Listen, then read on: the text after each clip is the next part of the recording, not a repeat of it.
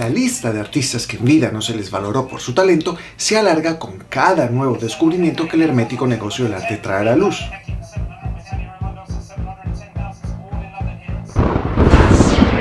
El trabajo de Vivian Maier llega a nuestras manos gracias al poder que tienen las redes sociales de aquellos a quien dicho negocio les niega su atención.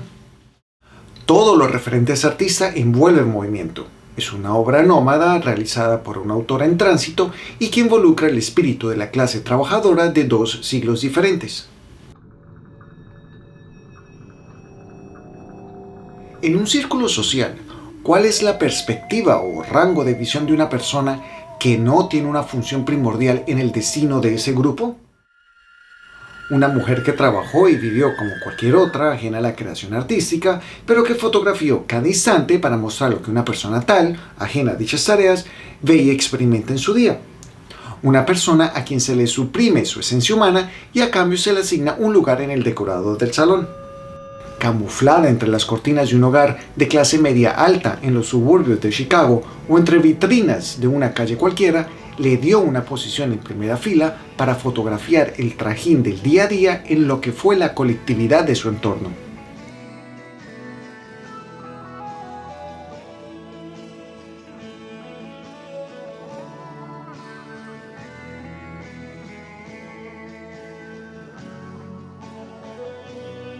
Junto a ella compartimos su posición neutral en el interminable juicio nacional de la raza humana hacia ella misma. Ella no muestra el conflicto físico, como lo hicieron otros artistas que estuvieron en activo durante esa misma época, pero sí se entrelee la división palpable dentro del mismo ecosistema social, entre la unidad primaria de nuestro cuerpo, de nuestras interrelaciones y que alcanza toda organización social. Pero en vez de mostrar más violencia o una marginación más degradada, ella expone el punto de encuentro ya convenido de diferentes grupos particulares. Y es en este entendimiento donde su libro ocurre. Su libro, que como abuelo de pájaro, nos agrupa como entes de la misma comuna. Lo que se conoce a la fecha de su trabajo muestra que es esa la margen de acción que se sigue.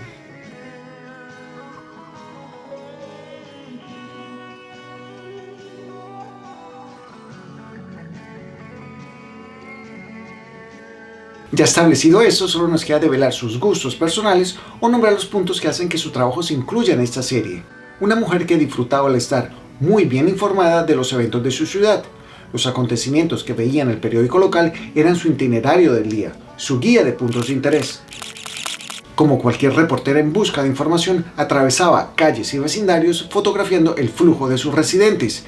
La información y el poder de acción le dio a su libro una variedad en atmósferas y situaciones que para una niñera sobreprotegida en el seno de un hogar que era su oficina de tiempo completo le eran logísticamente imposibles. De la misma manera que ella vigilaba a los niños a su cuidado, lo hacía con sus conciudadanos.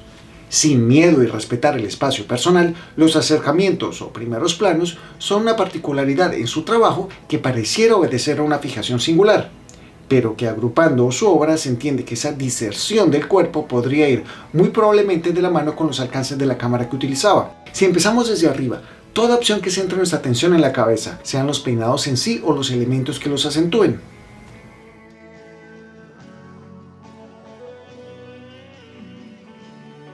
En la parte media es el diseño del textil y la correlación con la superficie que lo rodea. Textura contra textura y el color como línea narrativa. Y la parte baja donde el artista no economiza en ángulos para hacer las tomas.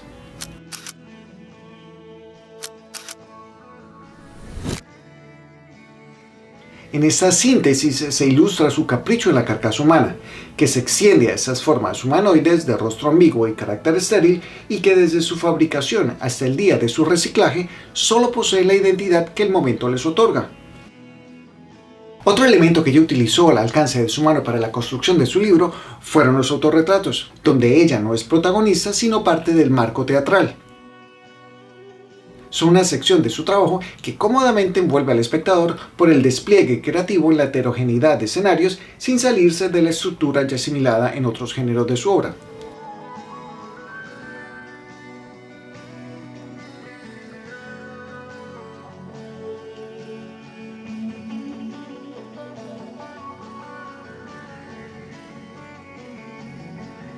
Recorriendo las calles junto a ella, observando su manera de trabajar y viviendo su obra ya terminada, entendemos que de todas estas categorías, lo que ella buscaba fotografiar en sus aventuras era la luz misma. La luz era el objeto que captaba su atención. A su alrededor, Vivian Maier ubicaba diferentes elementos de ambientación que llenaban las esquinas del cuadro o que moldeaban el sujeto primordial: la luz. Y este último punto es lo que particularmente aclara que el trabajo de esta mujer se mantiene por sí mismo, y no por lo rocambolesco de su historia o la intervención de otras personas en la edición final de sus fotografías, que es su manejo de la técnica y la combinación de esta con su creatividad y curiosidad lo que le resta importancia a aquellos aspectos que se pueden explotar de una manera sensacionalista para crear notoriedad. Que era una mujer extraña, evasiva, un fraude. Todos esos adjetivos pierden relevancia frente al peso de su producto, literalmente 1 millar de imágenes que componen su obra conocida, una obra que, usando la información del momento y pública, registra el tiempo en que ella vivió para el beneficio personal de la creación longeva, una obra que solidifica la fotografía del siglo XX y reitera el poder de la comunicación global inmediata del siglo XXI. Son dos elementos igualmente importantes cuando se discute sobre ella, que hacen parte de la aura de su nombre y que deben ser incluidos al interpretar su trabajo. Como en un juego de pinball, su vida parece una sucesión de movimientos caóticos, de nacer en la ciudad de Nueva York, a viajar a Francia, de Francia a Chicago y de familia X a familia Y. Vivian Maier se aferra a su cámara para no sentirse excluida del mundo. Es su faro frente a la bruma de lo imprevisto de la vida. Se le proporcionó techo y alimento gracias a su profesión como niñera, pero fue el desarrollo de su talento lo que priorizó su vida.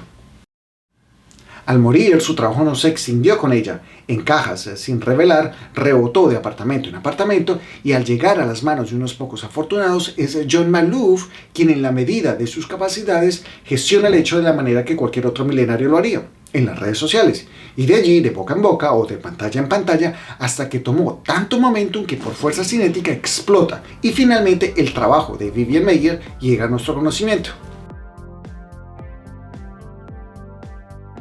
Ella vivió la libertad que otorga el anonimato, el no obedecer a parámetros en el momento de crear. Experimentó sin normas ajenas que modificaran sus acciones, siguiendo solamente el instinto. Ella nunca se encerró en esa minúscula jaula del ego, donde la validación personal solo se consigue a través de una validación pública, y a cambio se aceptó que el nacer, el liberarnos del vientre materno, es simplemente pasar de una cárcel chica a una cárcel más grande. Y emulando su principal fuente de información, los periódicos locales, creó para sí misma un diario visual de lo que ocurre dentro de esta penitenciaría. Si te gustó su trabajo, te invito a que sigas estudiando su obra, visita su página web y cualquier otra plataforma donde encuentres su nombre y déjale saber lo que piensas. Mi nombre es Mauricio de Fex, muchas gracias.